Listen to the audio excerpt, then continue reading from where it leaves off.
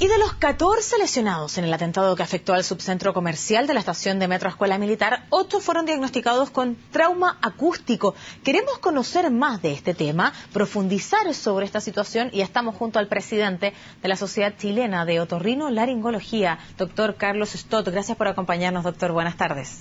Buenas tardes, Macarena. Mucho gusto. Igualmente. En primer lugar, ¿qué es un trauma acústico, doctor? Bueno, si me permite un segundo, me gustaría también repudiar un acto tan deleznable como este, que afecta no solamente la salud y la psicología de las personas. Así es que ya no contestar su pregunta. El trauma acústico es un daño que se produce en el oído, que en el caso del ruido de un aparato explosivo tiene dos mecanismos. Uno es la onda expansiva del aire, que sale violentamente y que si el explosivo es muy grande puede afectar, romper el tímpano o alterar la cadena de huesecillos. Pero en este caso era un aparato no tan grande y que provoca un ruido intenso.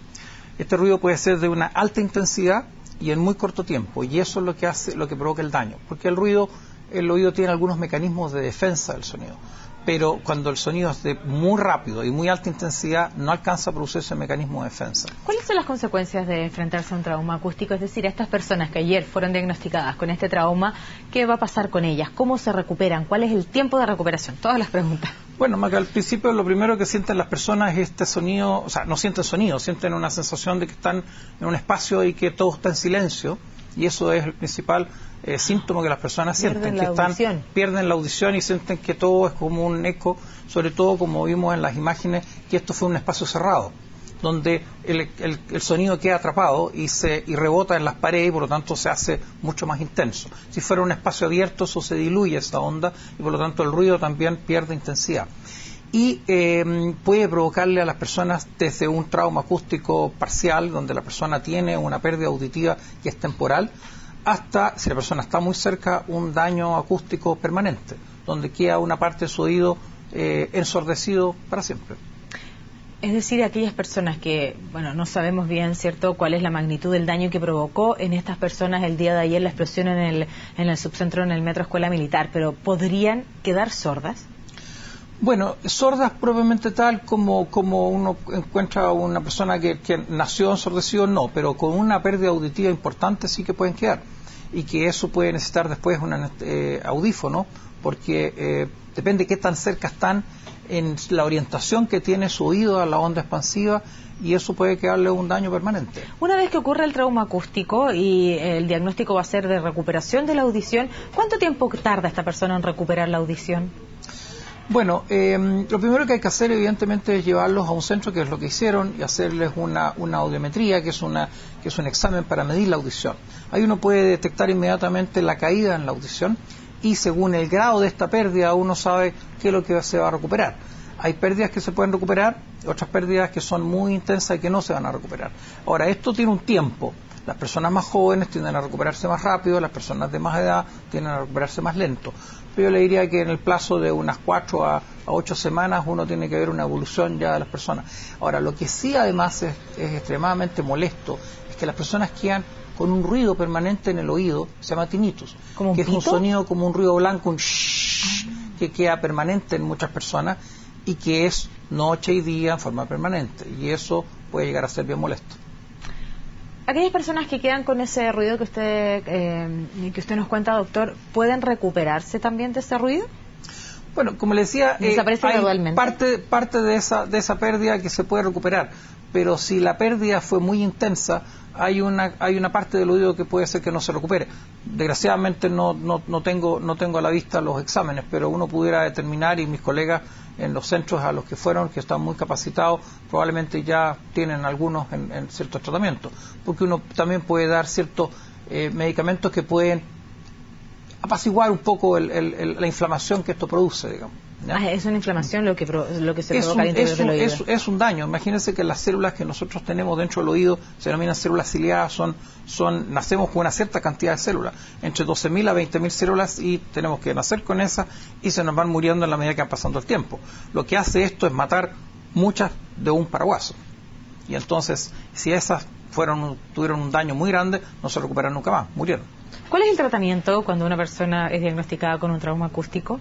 Bueno, uno puede dar corticoides que en el fondo pueden alterar porque el cuerpo trata en el fondo de producir una inflamación que es en el fondo atraer a todos sus cuerpos de defensa del tejido para reparar este daño.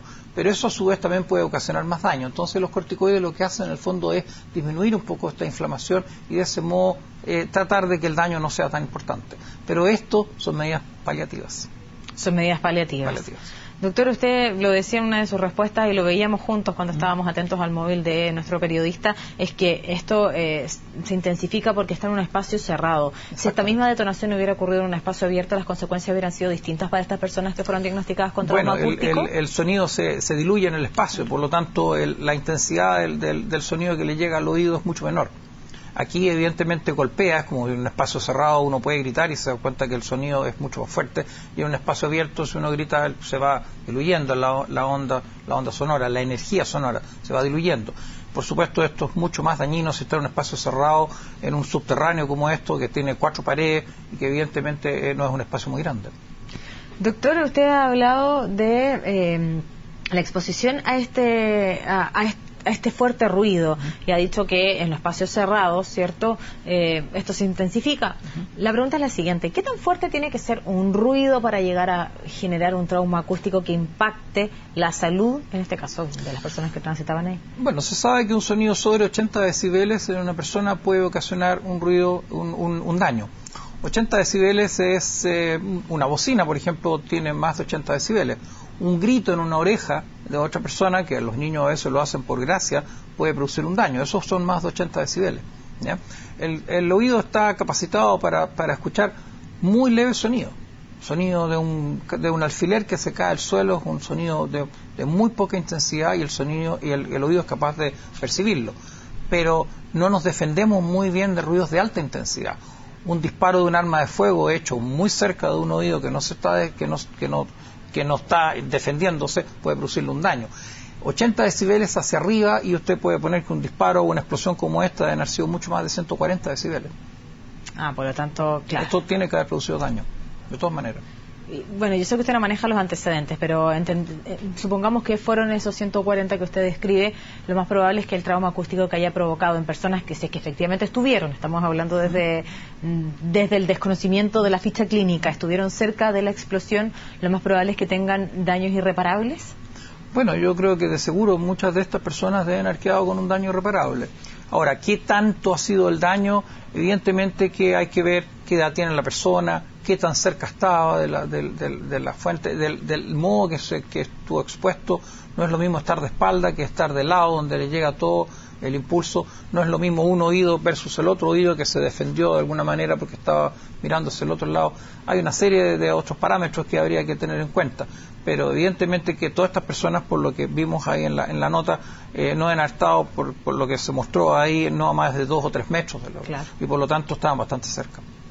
Doctor, vamos a salirnos un poco específicamente de lo que ocurrió ayer en el subcentro, porque usted ha hablado que una bocina tiene 80 decibeles y la mayoría, ¿cierto?, de las personas se exponen a diario, especialmente aquellos que transitan, ¿cierto?, a pie, se exponen al ruido de las bocinas. Y usted hablaba que el oído está capacitado para escuchar la caída de un alfiler, que algo pareciera, ¿cierto?, que ya es casi imperceptible para nosotros. ¿Hemos construido una sociedad que no es adecuada para nuestros oídos? Bueno, Maca, desgraciadamente la gente habla mucho de la contaminación ambiental, pero no habla mucho de la contaminación acústica. ¿Ya? Desgraciadamente nosotros tenemos un daño que un gran profesor mío lo nombraba la socioacusia. Es un daño producido por este medio en que nos desenvolvemos. Conversábamos fuera de pantalla que si usted toma una población de Santiago o una población rural, una población de Rapa Nui, las condiciones de audición a la tercera edad son muy distintas. Nosotros vamos perdiendo audición porque estamos expuestos a ruidos todos los días. De los jóvenes que ya están escuchando música a muy temprana edad a niveles que no son permitidos, ¿ya?, hasta todo lo que usted me dice, de todos los días, estos bocinazos, esta música, fuertes golpes, etcétera. Todo eso va produciendo mínimos daños, mínimos traumatismos, pero si usted los acumula en el transcurso de los años. Y hoy en día que nosotros todos vamos a llegar a los 80 o 90 años, tenemos que cuidar nuestros órganos sensoriales, que no están hechos para que nos duren tanto tiempo si nosotros los maltratamos.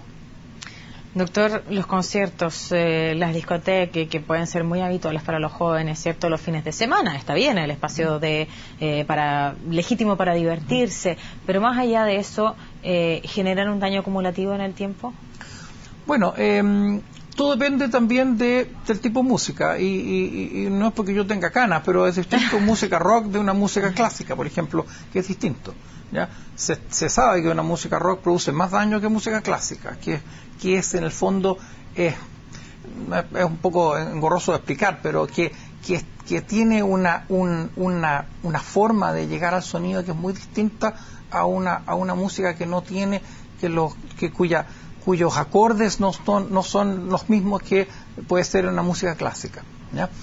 La música rock usualmente, o la música pop, o la música que usted quiera, usan amplificadores. Claro. ¿Ya?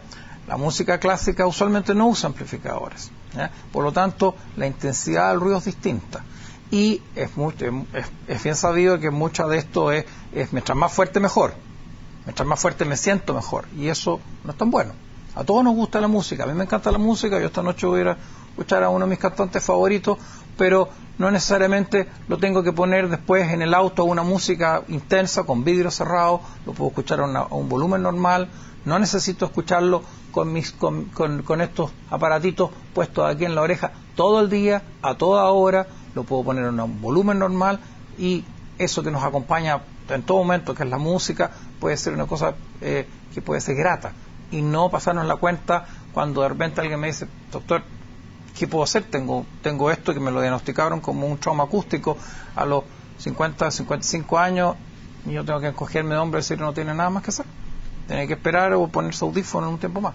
Como siempre, la prevención es la mejor medida. Sí, pero usualmente la experiencia llega tarde. De todas maneras, doctor, gracias por su tiempo, por su paso por CNN Chile y explicarnos lo que es un trauma acústico, especialmente cuando muchas personas fueron diagnosticadas con esta patología el día de ayer luego de la explosión del metro. Un gusto, Maca.